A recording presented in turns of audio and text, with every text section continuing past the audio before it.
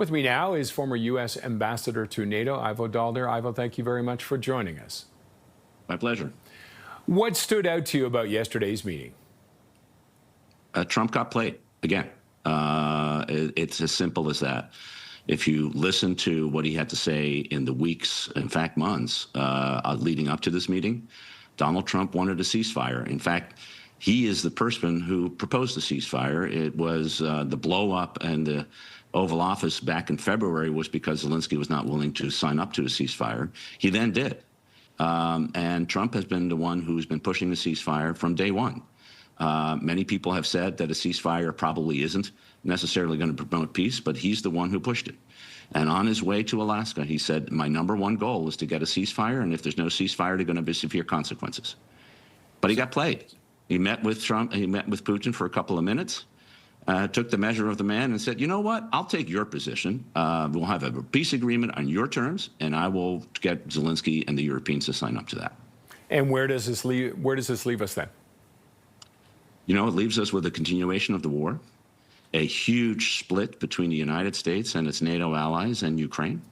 It leaves the United States back on the side of Russia, the aggressor in this war, against the victim, Ukraine, and our allies, Canada and in Europe, all of whom believe that this war is an unjust war, it's an illegal war, and that we need to support Ukraine. Only Donald Trump voted with Russia at the UN twice in the last few months, and only Donald Trump has taken the Russian position hook, line, and sinker.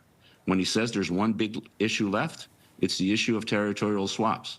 For him, the issue of root causes, NATO membership in Ukraine, not going to happen. Limits on Ukrainian military, probably fine. So the kinds of issues that are at the core of this conflict, he has already taken Putin's side. It's a deep and sad day for European security and for transatlantic relations. Where does this leave NATO then? I mean, is this a further crack in the joints there?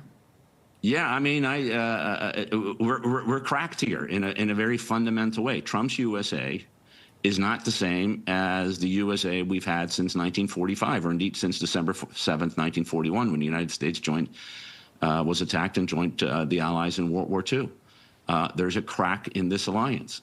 Canadians know this better than anyone. The way in which Canada has been treated with regard to trade and other relationships is not the way one treats allies. The way the European Union and even Britain have been treated when it comes to trade relationship is not the way you deal with trading partners, let alone with allies. And now the way that you sign up to the biggest European conflict since 1945 is taking place in Ukraine. Millions of people are affected, and indeed millions have died or been injured. And for the United States to decide that the best way to solve this conflict is to do Putin's bidding is extraordinary. But that's the point that we've reached. Many people worried about this meeting. I don't think anybody thought that he would come out of this meeting on Vladimir Putin's side. Okay. Ivo, thank you for your insight and analysis. We appreciate it. My pleasure. Ivo Daalder is a former U.S. Ambassador to NATO and Senior Fellow at the Harvard Belfer Center.